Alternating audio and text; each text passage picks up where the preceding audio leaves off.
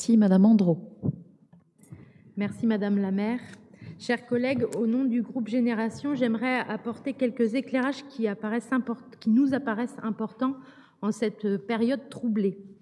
Nous examinons aujourd'hui un rapport d'orientation budgétaire qui s'inscrit dans un contexte d'incertitude et de fortes tensions budgétaires au plan national. Nous tenons d'ailleurs à remercier les services et notre collègue Mathieu Teurier d'avoir réalisé l'exercice dans ces conditions. À l'heure où nous parlons, le Premier ministre François Bayrou engage par l'article 49.3 la responsabilité de son gouvernement sur le projet de loi de finances pour 2025, négocié en commission mixte paritaire avant le week-end. Ce texte prévoit de brutales coupes budgétaires par rapport au budget 2024. Entre autres, 2,1 milliards d'euros de moins pour l'écologie, 1,5 milliard de moins pour l'aide publique au développement, 1,1 milliard de moins pour la mission cohésion des territoires, qui porte notamment les moyens en termes de logement, moins 929 millions pour l'enseignement supérieur et la recherche, ou encore moins 541 millions de moins pour l'agriculture. Et encore, ce n'est pour citer que ces exemples. La succession des mesures annoncées sont autant de renoncements de notre modèle social et notamment de nos politiques d'accompagnement des jeunesses.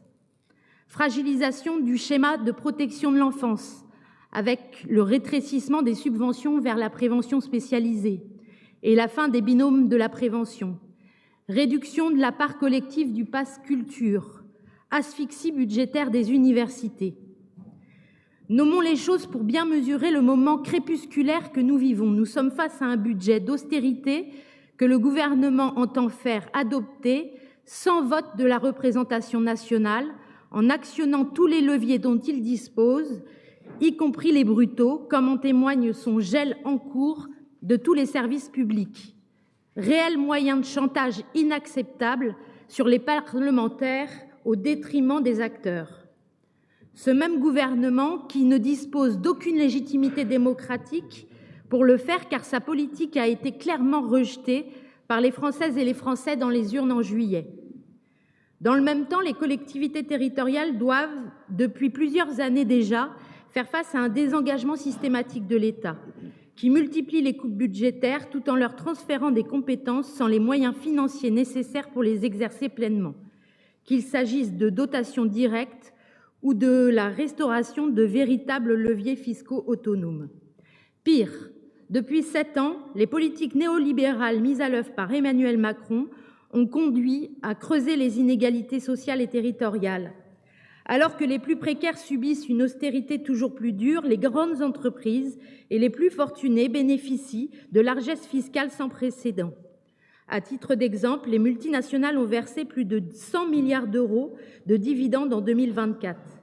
Ce système pèse sur les finances publiques et conduit à exiger des collectivités qu'elles résorbent une dette qui n'est pas la leur, puisqu'elle ne pèse que 8% de la dette publique globale. Ces choix ne sont pas neutres, ils sont le fruit d'une orientation politique visant à privilégier les plus puissants au détriment des solidarités pourtant indispensables. Dans ce contexte, je tiens à rappeler l'importance cruciale des collectivités locales.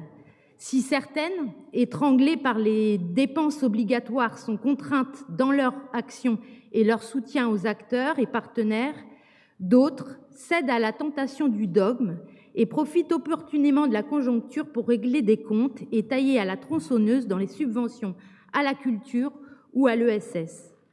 Mais la plupart continuent de jouer un rôle de rempart face à ces dérives et à la liquidation du service public.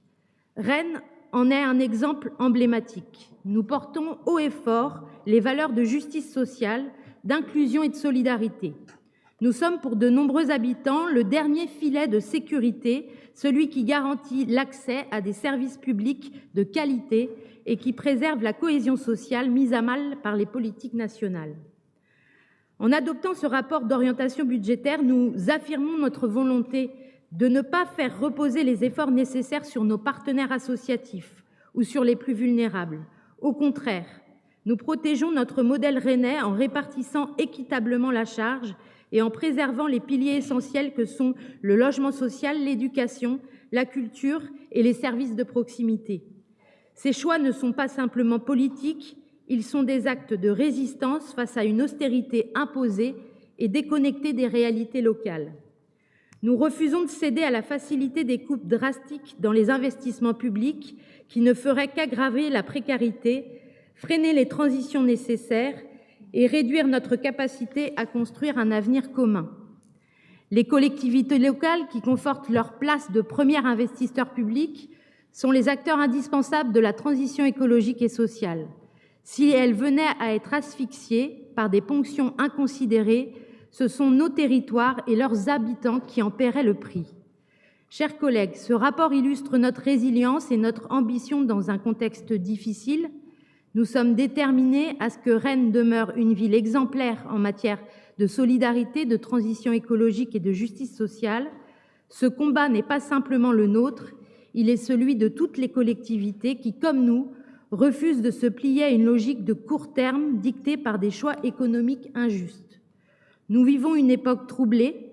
Le clair-obscur de Gramsci, qui voit à la fois ressusciter l'internationale de l'extrême droite et de la haine et perdurer un aveuglement libéral qui mène l'humanité et la planète à leur perte. Dans ce contexte, nous agissons à notre niveau et refusons les fatalités. Notre ville s'efforce de tenir son cap en fidélité à ses valeurs historiques, humanisme, solidarité, lien social, développement durable, proximité, inclusion, justice. Nous sommes nos choix, disait Sartre.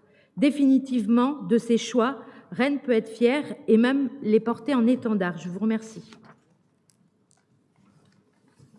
Merci, Monsieur Theuriet.